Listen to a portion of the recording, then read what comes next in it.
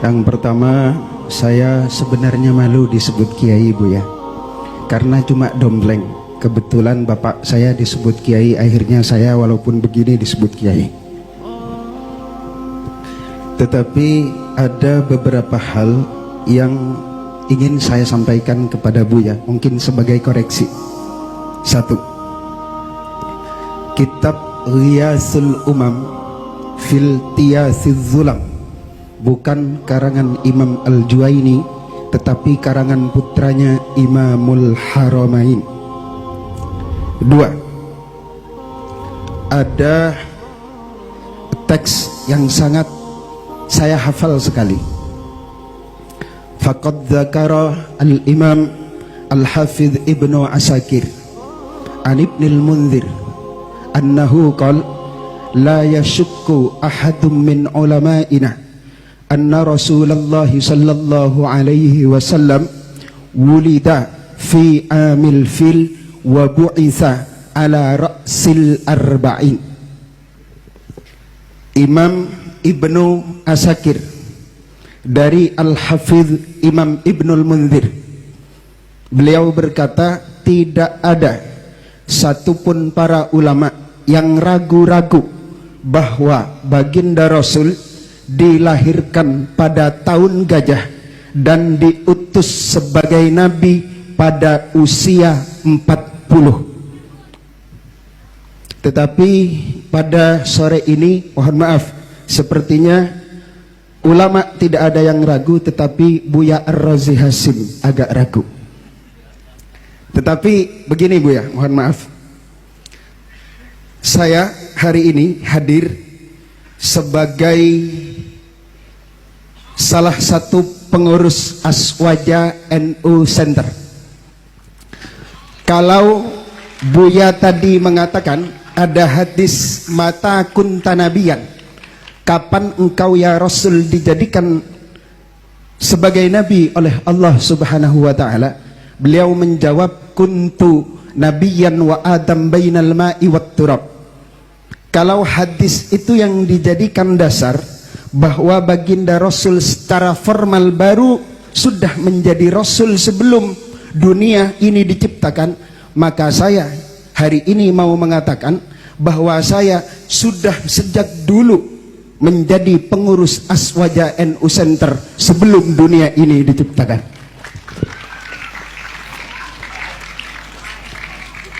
Kemudian yang keempat, mohon maaf, cukup. Kajian kita pada sore hari ini sepertinya bukan tentang urgensi kitab kuning dalam berbangsa dan bernegara, tetapi lebih ke pembahasan urgensi thariqah dalam berbangsa dan bernegara. Jadi kalau ada pertanyaan yang mengarah kepada hal-hal yang tentang bagaimana kiprah kalau kita memahami kitab kuning dalam berbangsa dan bernegara, tolong jawaban tentang hal itu lebih dijabarkan lebih luas lagi oleh Buya Ar-Razi Hasim. Terima kasih. Baik. Nah, demikian Buya, langsung dijawab. Syukron atas tasihnya. Seharusnya antum salah satu pembicara pada sore ini ya. Syukron. Baik, mengenai yang pertama, diriwayatkan oleh Imam Al-Hafiz Ibn Asakir, ana adri bihadhi riwayah. Saya juga tahu riwayat ini ya. Beliau beriwayatkan dari Al-Hafiz Ibn Al-Munzir, tidak ada syak bahwa Nabi dilahirkan pada tahun fil, la syak. Wa bu'itha, la syak. Apa arti bu'itha? Ma makna bu'itha? Apa arti bu'itha? Apa artinya Kiai? Diutus sebagai seorang nabi secara formal. Itu kalam antum atau teksnya? Terserah Buya Ar-Razi. Saya tanya karena antum mengungkapkan teks, saya tanya, ma makna bu'itha? Hal fi farq baina bu'itha bi'tsah dengan nubuwah, bi'tsatur risalah dengan nubuwah? Fi farq. Nggak usah pakai kalam itu dulu, pakai kalam Imam Darimi aja. Ada di Sunan Darimi. Abu Darda bertanya, wahai Rasulullah, kapan engkau sadar? Mata tadri, kapan engkau sadar engkau seorang nabi? Gak usah pakai kitab Ibnul Munzir, kejauhan itu mutaakhirin. Ini levelnya dia satu tobaqat dengan Imam Ahmad bin Hanbal. Wafatnya 255 Hijriah. Tetapi Imam Bukhari juga beberapa saat sama-sama berguru dengan beliau. Tapi umurnya lebih tua karena lahirnya 181 Hijriah. Ya, saya tahu antum ketua apa? NU apa tadi? Aswaja Center. Ya, alhamdulillah, syukran, jazakallah khair ya. Ini hadis diriwayatkan oleh Imam Darimi, lahirnya tahun 181 Hijriah. Ketika Ibnu Barak wafat. Maka dia umurnya dekat dengan Ahmad bin Hanbal, pendiri Hanbali. Di situ ada riwayat, kapan engkau sadar wahai Rasulullah engkau seorang nabi? Jawaban Nabi SAW apa? Ketika aku bermain dengan anaknya Halimah, tiba-tiba dadaku dibedah, diambil oleh dua sosok terbang dari atas. Itu beliau sadar beliau seorang nabi. Antum umur segitu sudah sadar belum jadi ketua NU Center? Aneh tanya serius, udah sadar belum?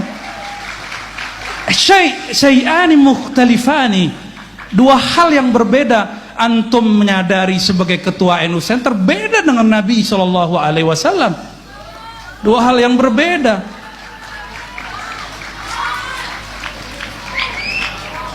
Ada, apakah kalam Ibnul Munzir yukhalifun Nabi SAW? Bisakah kalam Ibnul Munzir mengalahkan kalam Nabi? Mata tadri annaka nabiyyun, kapan engkau tahu engkau seorang Nabi SAW? Gak bisa. Maka kalam itu bukan Ibnul Munzir yang salah. Anta mukhti fi fahmi ma'na al-bi'tsah. Kita berbicara bab nubuwah, la bi'tsah ya akhi. Ya, kita nggak ngomong tentang bi'tsah, muttafaq annahu bu'isa fil arba'in.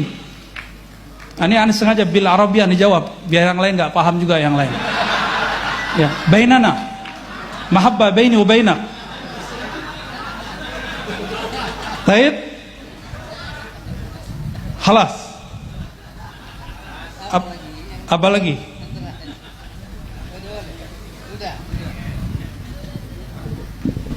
Baik, semakin sore kayaknya semakin seru ini.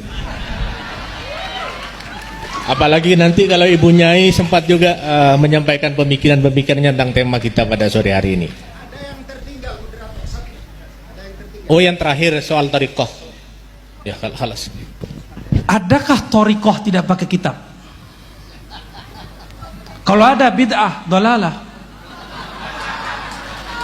Maka antum lihat, saya berbicara kenapa saya bawa tentang nuansa spiritual dalam bab kitab, karena saya menemukan justru kebangkitan rohani spiritual saya ada di dalam kitab. Mungkin kita beda pandangan, gak masalah. Dan saya melihat orang-orang yang membackup negeri ini, salah satunya orang yang baca kitab dan dia seorang mursyid thariqah. Dulu presiden yang lama juga sama, sebelum presiden ini, kalau dia lagi ada masalah dikumpulkan mursyid-mursyid kiai-kiai ke istana, zikiran la ilaha illallah. Ada. Mereka cuma mengamalkan satu hadis qudsi, la ilaha illallahu hisni. La ilaha adalah bentengku. Siapa yang masuk bentengku aman dari gangguan, ya, siksaku, apalah segala macam. Itu dipakai, maka aman waktu memerintah. Sekarang dibongkar-bongkar lagi. Paham maksudnya ya? Adakah thariqah terlepas dari sosok seorang kiai? Adakah thariqah terlepas dari sosok kitab kuning, dari ilmu-ilmu yang ada di kitab kuning? Gak ada. Saya yakin, hakul yakin, antum pasti belajar sejarah. Kerajaan Banten dulu dipimpin rajanya, sultannya seorang sufi dan mengajar kitab. Di Banten ada Sultan Hasanuddin. Sanad-sanad kita, beberapa kitab ke beliau sebenarnya, sanad thariqah. Mereka memimpin negara seorang sufi. Di Riau, di Kalimantan, di Aceh, semuanya, hampir semuanya, ya. Bahkan thariqah Sanusiyah, thariqah Naqsyabandiyah, ya, bahkan di Maghrib itu apa aja ada thariqah. Tijani, Siddiqiyah, Ghumariyah, Jazuliyah, Masya Allah. Dan raja-rajanya ngaji kitab.